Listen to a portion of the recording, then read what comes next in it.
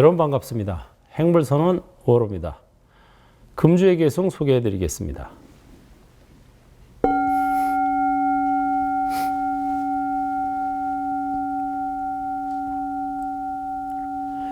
적이 적에게 해를 끼치고 원수가 원수에게 해를 끼치는 것보다 삿된 마음이 내게 더 큰 해를 끼친다.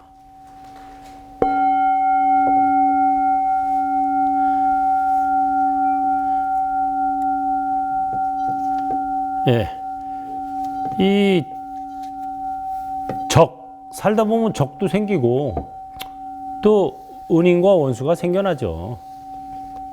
근데 적이 적에게 해를 끼치고 원수가 원수에게 해를 끼치는 것보다 이 삿된 마음, 잘못된 마음이 내게 더 큰 해를 끼친다라고 하는 겁니다.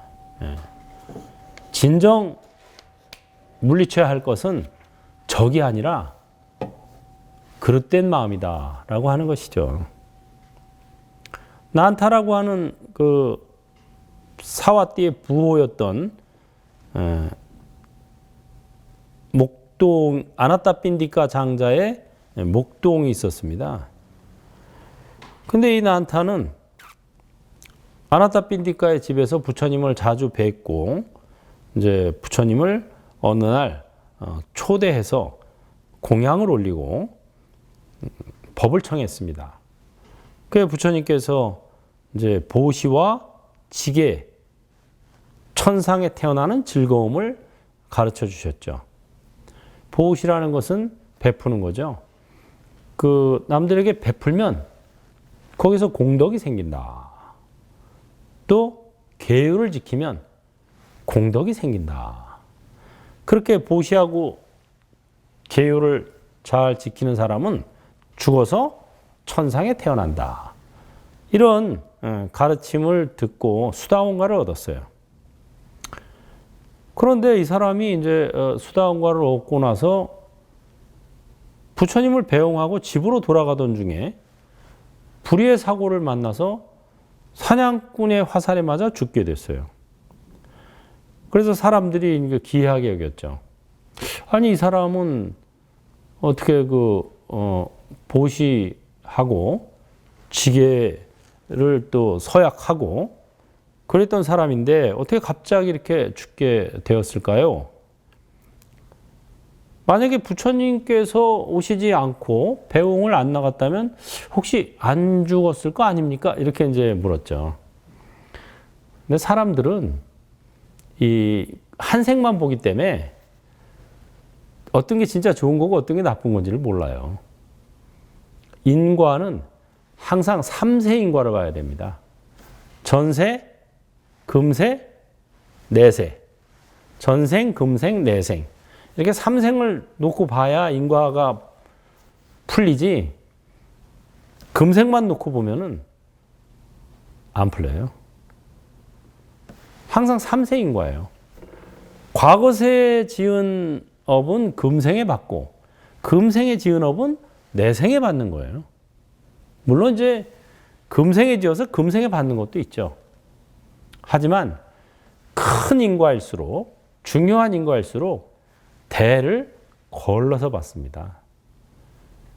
지금 내가 좋은 일을 했다고 금방 좋은 일이 생길 수도 있지만 그게 내 생에 생길 확률이 많고, 또 지금 내가 악한 일을 했다고 금방 나쁜 일이 생길 수도 있지만 나중에 생기는 경우도 비일비재하다라고 하는 겁니다.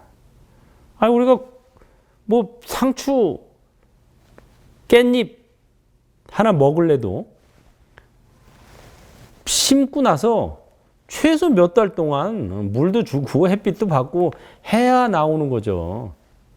깻잎 한 입, 상추 한 조각 먹는 것도 최소 몇 달 동안 공을 들여야 되는데, 우리가 어떤 그 선행이나 악행의 결과, 열매를 맺는 데는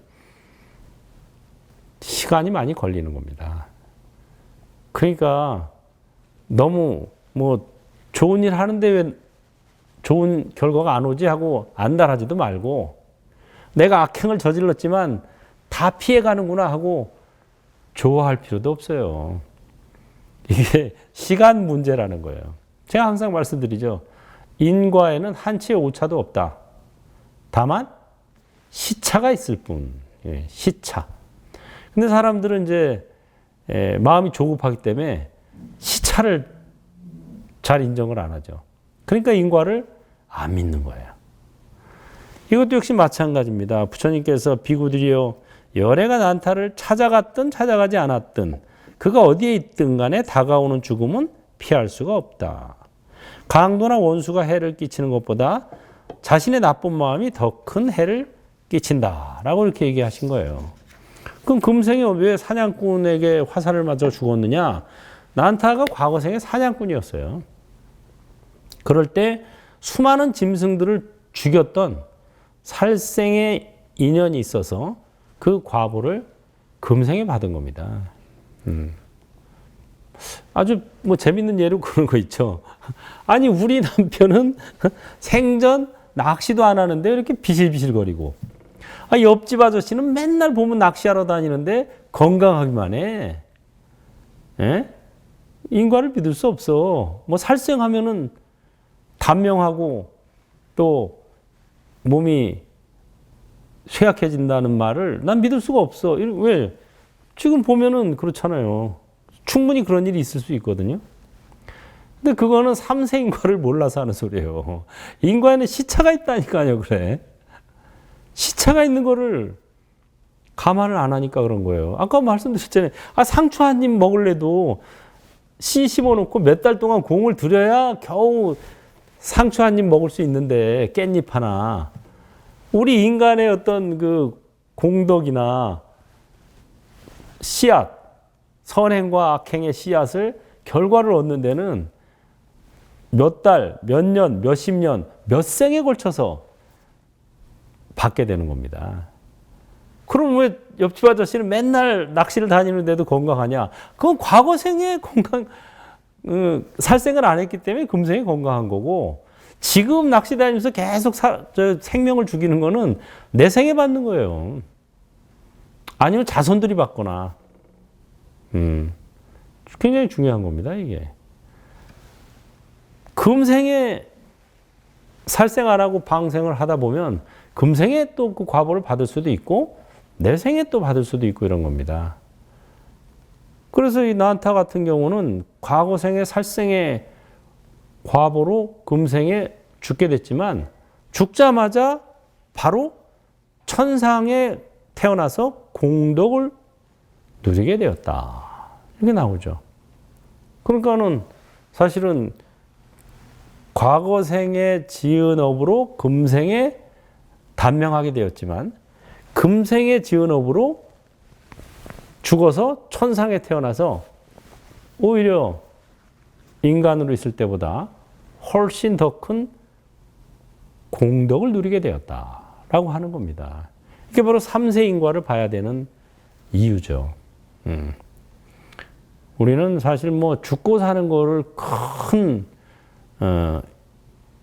일로 생각하지만 사실 죽음 그 자체는 재앙도 아니고 축복도 아니에요. 이 사람이 살았을 때 어떤 짓을 하다가 죽었느냐에 따라서 축복이 될 수도 있고 재앙이 될 수도 있습니다. 살아있으면서 베풀기를 좋아하고 계율을 잘 지키면 이 사람은 무조건 천상으로 올라가는 거예요. 천상에도 다양한 종류가 있어요. 그래서 이 복덕을 좋아하는 사람은 복덕을 즐기는 천상으로 가게 되고, 그 다음에 명상을 즐기는 사람들은 명상을 즐기는 천상으로 가게 돼요. 복덕을 즐기는 천상. 이걸 욕계라 그래요. 명상을 즐기는 사람들이 가는 천상을 색계라 그럽니다. 거기는 욕심은 없고 물질, 정신적 몸뚱이만 있을 뿐이다. 그래서 색계라고 하는 거예요. 욕계는 아직 욕심이 남아있는 천상. 그래서 욕계. 욕계의 천상에도 6군데가 있어요. 뭐 사천왕천, 도리천, 뭐 해서 도솔천 쭉 이렇게 6개나 있어서 거기도 역시 또 자기 취향, 살아있을 때 어떤 식으로 마음 먹고 어떤 식으로 복덕을 쌓았느냐에 따라서 차등이 있습니다. 그래서 우리가 이 삼세인과를 믿어야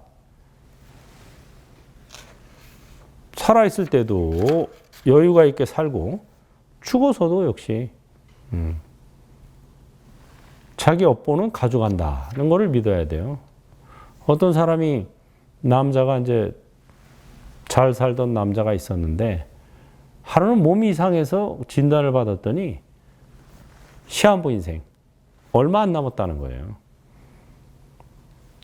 그래가지고 부인이 넷이나 있어서 이제 가장 애지중지하던 부인한테 이 사실을 얘기하고 같이 가자 이럽니다.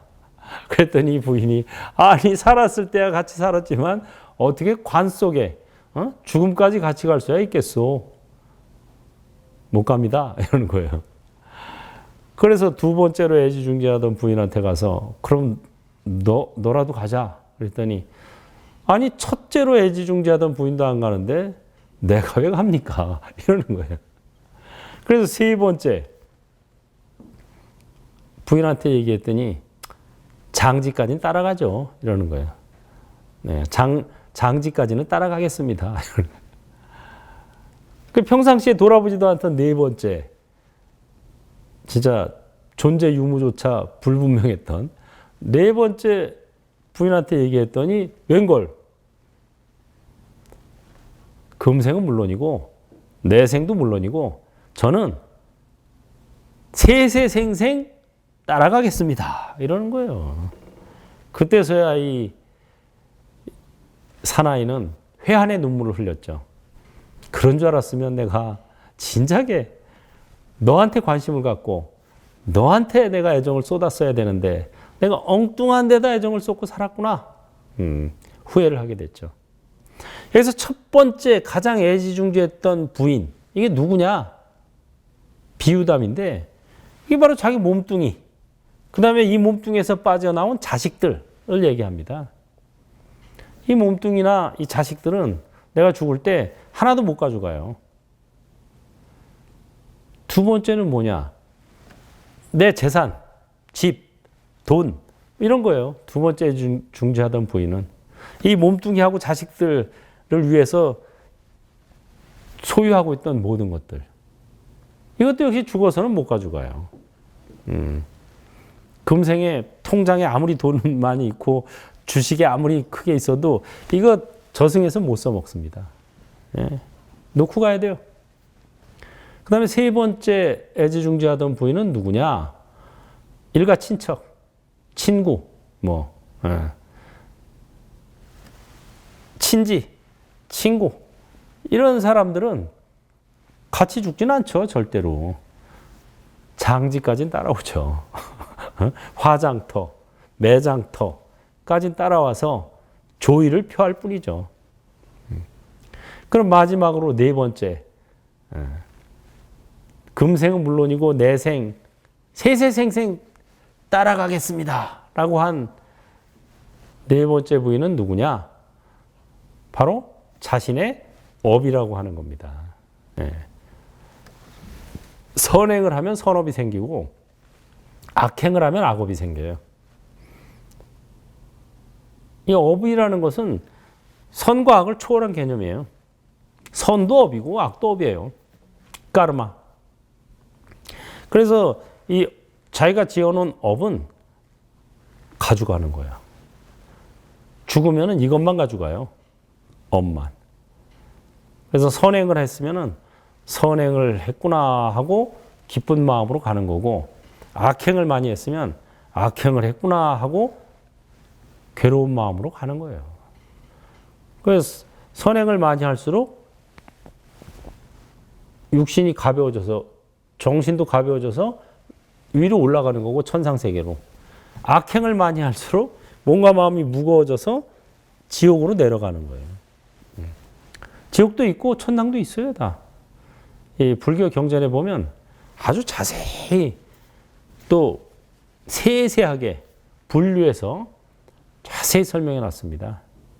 그렇지만 항상 말씀드리지만 그럼 이게 뭐냐? 가상현실이에요, 다. 지옥도 가상현실이고 메타버스고 천당도 메타버스예요. 거기 사는 모든 중생들 다 아바타고.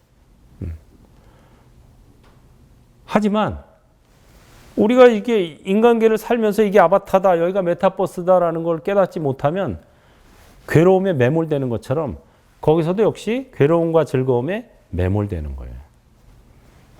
해탈해야 됩니다. 천당에 가는 게 목표가 아니고 천당에서부터도 해탈하는 게 목표가 돼야 돼요. 그래야 다시 지옥으로 안 떨어집니다.